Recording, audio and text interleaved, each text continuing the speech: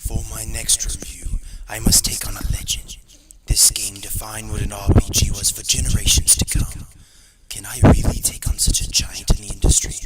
Do I have what it takes to pass down judgment on a game that spawned an empire older than myself? Well, you do have a YouTube account and a webcam. Yeah, well, that'll work too. Okay guys, this is Final Fantasy.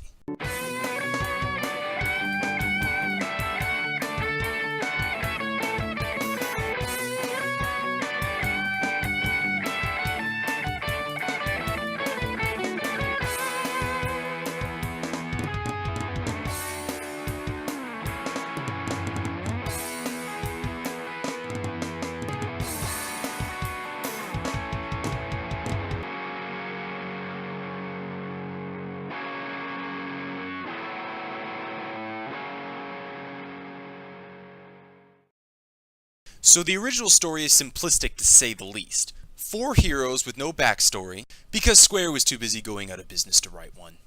Appear about the same time the elements of wind, earth, fire, and water all start acting weird. Apparently there's some kind of great prophecy surrounding the warriors, so surely with such a great destiny surrounding them, the king will give all his resources he can to help them. Or just send them to save his daughter first, you know. Well, you see, and if you look right over there, you can see the birth of the unneeded fetch quest. Yes, fascinating. It's like seeing the birth of evil itself. If only they had known what they were creating. I know. How much time was spawned from this one lazy king? How much filler? It all could have been avoided if only the script were more fleshed out. All melodrama aside, this does lead into a competition with the best villain of the game, and in my opinion, one of the greatest Final Fantasy villains of all time, Garland.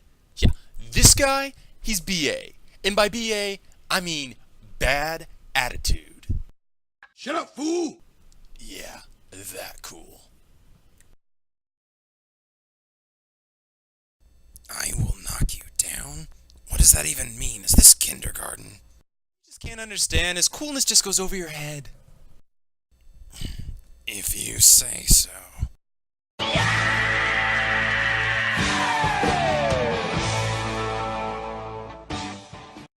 Upon your return, the king explains that it's your job to restore light to the crystals and rid the world of monsters, while he stays in his kingdom, diligently working at whatever it was he was doing while his daughter was kidnapped. Probably the same thing King Zoro was doing while Ruto was missing. Yeah, but in all honesty, would you really want Ruto back?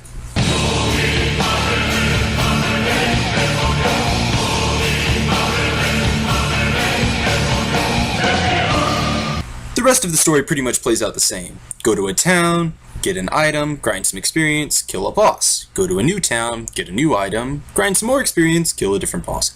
Rinse and repeat until the world is saved.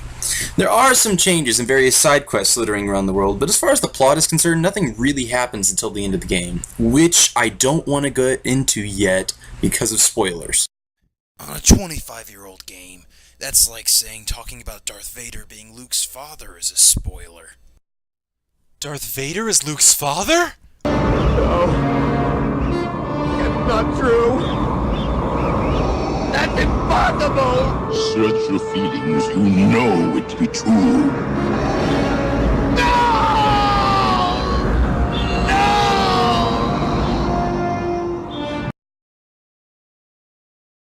There are many different versions of this game, each with their own quirks. I'll be primarily going over the Game Boy Advance version, as it is the version I own. But I will be talking about any significant differences I come across. In my opinion, the largest gameplay difference is the difference between the spell-a-day system of magic to magic points. See, in the original, each spell level has a set amount of uses only refillable when you rest at an inn or cottage. If you've played Final Fantasy III, you know what I'm talking about. It's also similar to games like Final Fantasy VIII and Kingdom Hearts Birth by Sleep. For the record, I hate this item magic system. It's restricting and forces you to go back to town constantly. It also makes it so you waste much more expensive items to fully heal, even if your HP is perfectly fine. Honestly, it feels clunky and outdated. Of course, I'm critiquing a 25-year-old system based off an even older board game. Anyway, the MP system feels much smoother and a lot more comfortable to use. There are two schools of magic, white and black. White focuses mainly on healing, and black focuses mainly on the offensive. There are 8 levels of magic for each school, and each level has 4 spells, giving a grand total of 32 spells per school, or 64 altogether. The thing is, a mage can only learn 3 spells for each level, making you pick and choose which spells to teach to your team. It's a lot less complex if you just play it. You, the player, get to create your own team of 4 characters from a pool of 6 different classes. You can mix and match anything you want, even to the point of making 4 monks if that's what you wish. Warriors are physical attackers, with access to the most armor and weapons. Thieves are weaker physical attackers, with emphasis on speed and evasion. Monks use almost no equipment of any kind, and instead focus on barehanded combat. Black mages are extremely weak, but can learn powerful spells. White mages are also physically weak, but have invaluable healing spells. Red mages can use weapons and both kinds of magic, but are somewhat limited in their choices and stats. You fight enemies in random encounters across the world map and dungeons.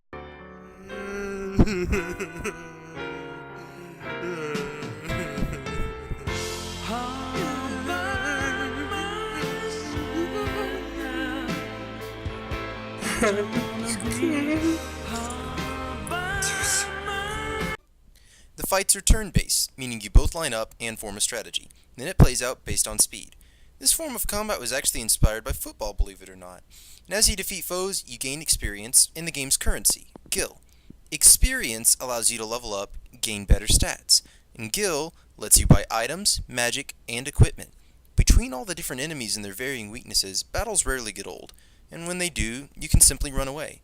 But beware, sometimes when you flee, you lose gil. One final note is one of the coolest things about this game is the exploration. There's a decent amount of grinding required to get through this game, but with so many cool and often hidden locations scattered throughout, it's not a bad experience at all. Often I found myself heading into a town I shouldn't be at yet, and it was cool that the game allowed me to see where the story would take me next, as well as help me know where I needed to go soon. And while I do hate that your characters are nearly irrelevant to the story, picking your own team really made it feel like you had a major impact on the game. There are many different versions of this game. The presentation differs from version to version.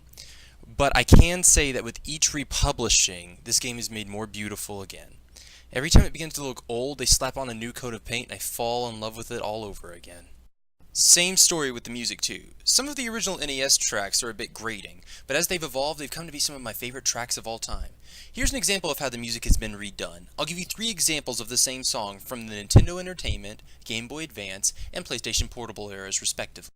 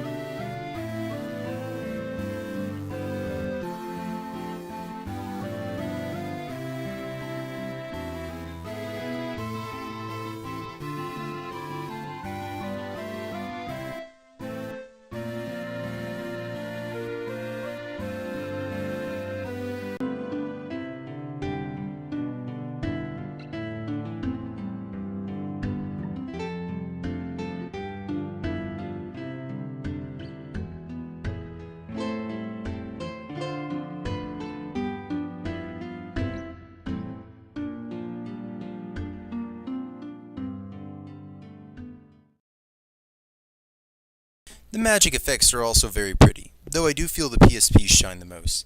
Actually, the PSP wins in presentation area overall, but one would hope the remake would improve a product, not make it worse. Across all versions, I feel a sense of wonder and adventure, that spark of exploration that made this game and the series it spawned so great. I guess the scariest thing about this to people is the term magic, especially the term black magic. But it has nothing to do with Satan or the powers of demons. It's a fireball. We're talking like Mario here. It's satanic!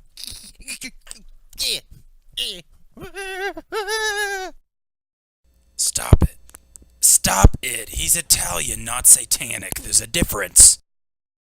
Other than that, I guess swinging a sword in the air and then a monster disappearing is sort of violent.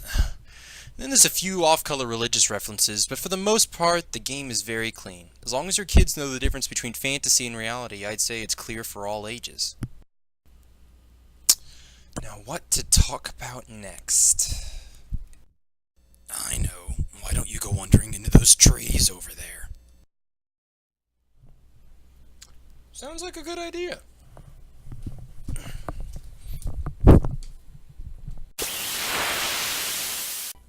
So I couldn't go this entire time without talking about some of the really cool stuff at the end. Besides traveling to an underwater city and a floating castle in the sky. Yeah, that's right, Final Fantasy did it first. You stumble upon the Great Bahamut, who will ask you to retrieve an item as proof of our bravery. And if we do, he will bestow upon us great power. One side quest and a rat's tail later, you can change class, becoming vastly stronger versions of your old jobs. Warriors become knights, with greater strength and access to the best weapons, and the ability to use low-level white magic. Thieves transform into ninjas, who can use almost all equipment and gain the power to use low-level black magic.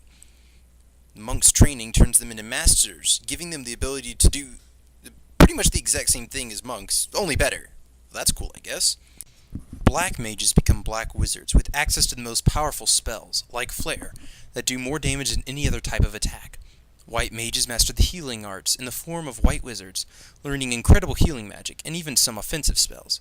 Red mages become the pinnacle of cool in the form of red wizards, with the ability to learn all but the last level of magic from both schools, and the ability to equip amazing amounts of gear. They become a one-man army, limited only by MP and equipment. With your promotion in tow, you're now ready to take on the final boss. And who is it? Who is the mastermind who has been sending out troops from 2,000 years in the past to wreak havoc over a millennia? Why, it's none other than Garland, the villain from the start of the game!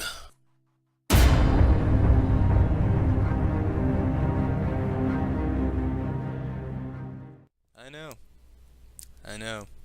It turns out Garland set up this nasty time loop by harnessing the power of the 4 elemental fiends. So instead of killing him, we just sent more power to his past self, who has become Chaos, the self-proclaimed god of discord. If this sounds kind of heady and confusing, well, that's because it is. The plot is further elaborated on in Dissidia, but sadly it just makes things more complicated. So all time-related plot twists aside, it's time to kill some Chaos.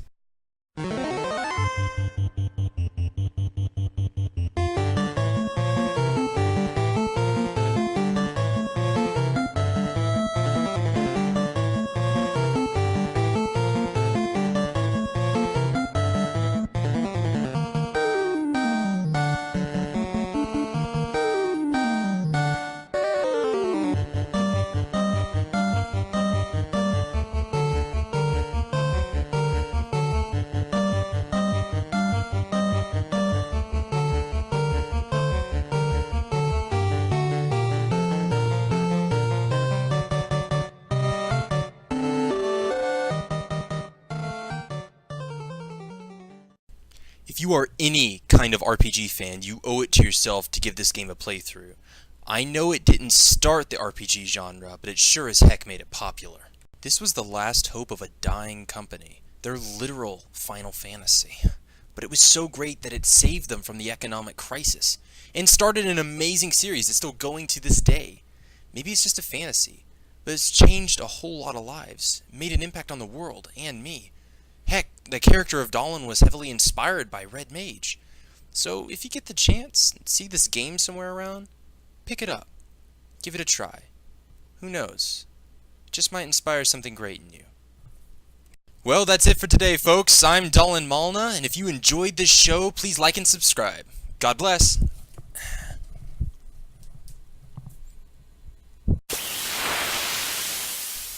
Oh, Falcon Punch, enough with the random battles!